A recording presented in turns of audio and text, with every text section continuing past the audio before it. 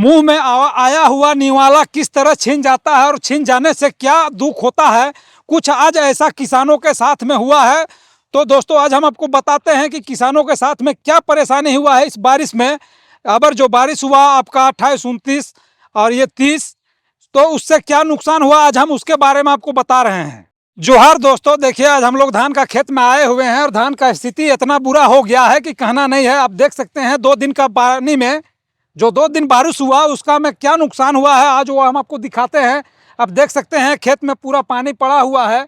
यहाँ जो धान है वो पूरा पक के भी तैयार है। इसको हम 2 दिन के बाद में इसको काटने वाले थे, लेकिन बारिश का पानी का वजह से हम इसको कटाई नहीं कर पाए। और देखिए पूरा जो खड़ा था धान वो पूरा गिर गया है और गिर के पानी में डूबा हुआ है। जो बाली है वो पका हुआ तैयार बाली है वो पानी में डूबा हुआ है। तो इससे बहुत ही ज़्यादा नुकसान होने जा रहा है। काहे कि जो डूबा हुआ है उसमें अंकुरित होने लगेगा, उससे धान अंकुरित हो जाएगा तो उसमें काफ़ी नुकसान होगा। इससे हर किसानों को जो भी किसान का पानी में धान गिर गया है और खेत में पानी है पहले से और जो गिरा हुआ धान है पानी में डूब गया बाली, तो निश्चित रूप से अंकुरित होगा। तो इससे किसान को काफ़ी नुकसान होने जा रहा है इस बारिश का पानी से। जैसे सब्जी का फसल को तो ज़्यादा नुकसान नहीं हुआ है, लेकिन धान का फसल में काफ़ी नुकसान हुआ है। तब देख सकते हैं कि किस तरह एक खड़ा धान जो 1 से 2 दिन के अंदर में हम इसका कटाई करने वाले थे और इस तरह से पूरा गिरा हुआ है। तो अब सोच लीजिए कि इसको हमको काट कर निकालने में अब क्या परेशानी होगा। और अगर हम इसको जल्दी नहीं निकालते हैं तो पानी में डूबा हुआ जो बाली है वो अंकुरित हो जाएगा, तो उसमें भी हमको नुकसान होगा। तो इसको निकालने में भी बहुत ज़्यादा परेशानी होगा, काहे कि खेत में लगभग पानी सूख गया था, लेकिन बारिश का पानी से पूरा खेत में फिर से पानी हो गया और खेत में पानी भरा हुआ है। इससे काफ़ी नुकसान हो। तो देखिए दोस्तों, जो मेरे पीछे जो धान का जो प्लॉट है आप देख सकते हैं कि किस तरह गिरा हुआ है और इसको कटाई करके बाहर निकालने में क्या परेशानी होगा वो आप समझ सकते हैं। धान में तो उतना ज़्यादा प्रॉफिट भी नहीं है, लेकिन इसमें लेबर का लागत इस बार अब बहुत ज़्यादा लगने जा रहा है। काहे कि जो गिरा हुआ धान को काट के निकालने में बहुत समय लगता है और साथ में खेत में पानी भी जमा हुआ है, तो उसको निकालने में सबसे ज़्यादा दिक्कत वही है। काहे कि लेबर भी वहाँ काम करने से कतराती है। काहे कि दिन से अगर पानी में काम करना और बोझा लेके पानी से बाहर निकलना बहुत ही कठिन हो जाता है। अब देख सकते हैं जैसे यहाँ का जो प्लॉट है वो आप देख सकते हैं कि किस तरह से यहाँ गिरा हुआ है और इसको कटाई करने में क्या परेशानी हो सकता है वो आप समझ सकते हैं। हर किसान इस चीज़ को जानता है कि किस तरह से परेशानी होता है गिरा हुआ फसल को कटाई करने में। इसमें काफ़ी मात्रा में लेबर भी लगता है। अगर इसमें हमको 10 लेबर का काम है तो अभी यहाँ पर सीधे 15 लेबर का काम बढ़ गया है।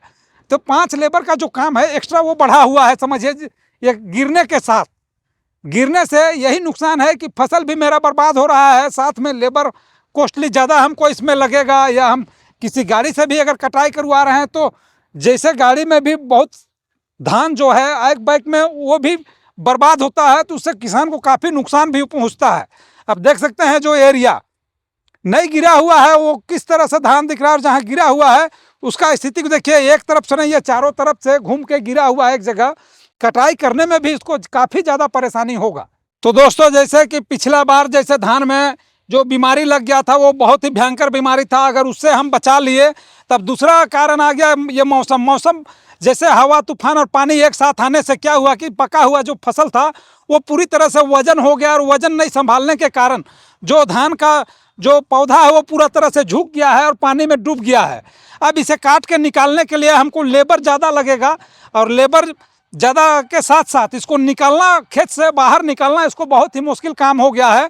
और इस यहाँ पर तो गाड़ी भी वैसा उपलब्ध नहीं है जो कि हम गाड़ी घुसा के धान का कटाई और मिसाई एक साथ करा सके।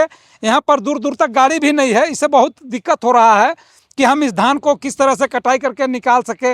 हर किसान लगभग इस बात से परेशान है कि मौसम ख़राब होने से तैयार धान बर्बाद हो रहा है, इससे हर किसान परेशान है। और वैसा हम लोग के जगह सुविधा भी नहीं है जिससे कि हम लोग कटाई मिसाई एक साथ जैसे गाड़ी के माध्यम से कर सकते हैं, वैसा भी साधन यहाँ पर नहीं है। कि कहे किसी किसी का जो साइड में लगा हुआ है किनारे में तो उसका फसल अभी तैयार नहीं हुआ है, बीच वाला जो बीच खेत में जो फसल है वो तैयार हो गया, तो गाड़ी घुसाने के लिए भी जगह नहीं है। ये कटाई कर भी लिए तो उसको ढो के निकालने के लिए भी जगह नहीं है, तो इससे काफ़ी परेशानी बढ़ा हुआ है।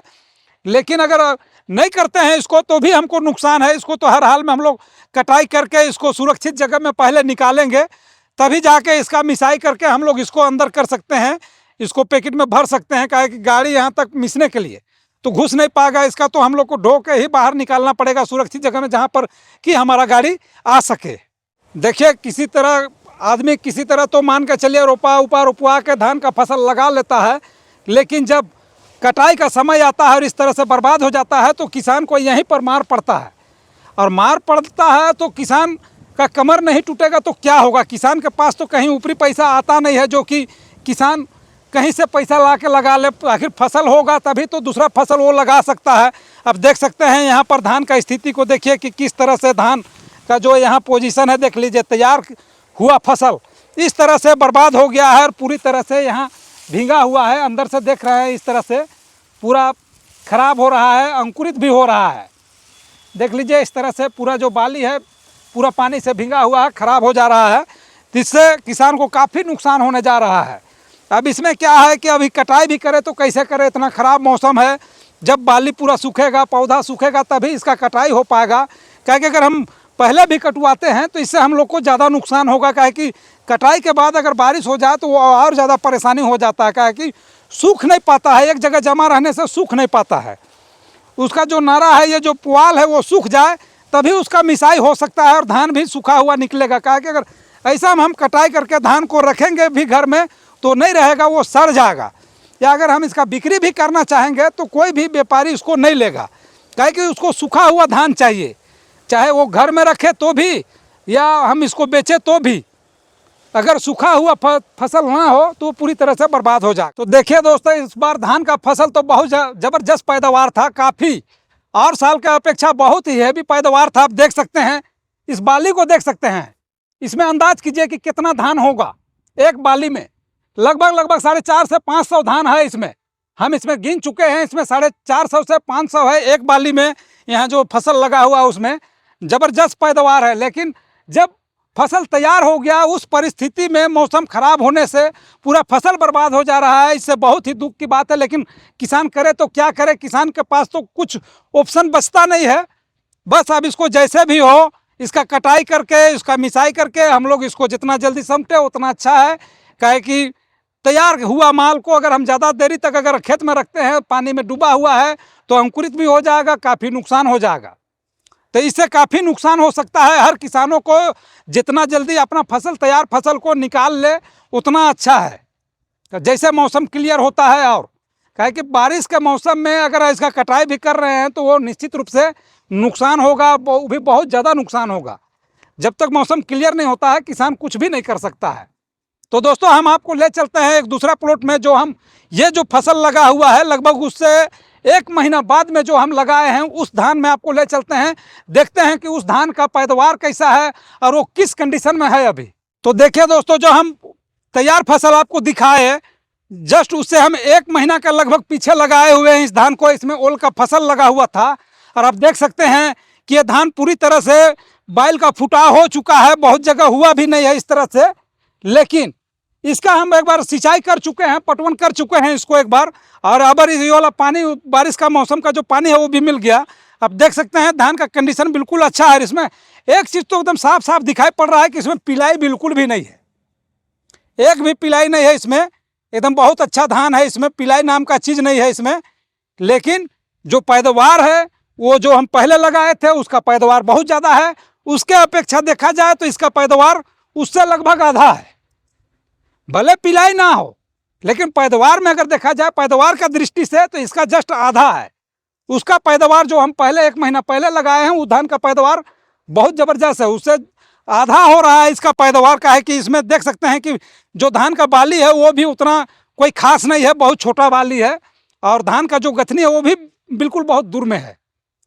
तो पहले धान लगाने से यही फायदा होता है कि पौधा पहले तैयार हो जाता है तो उसमें थोड़ा बहुत पिलाई तो आता है। क्या है कि मौसम ठीक फूटने के समय में हवा धूका और ठनका जो पड़ता है उससे धान को नुकसान होता है, लेकिन पैदावार में कमी नहीं होता है अगैती धान में।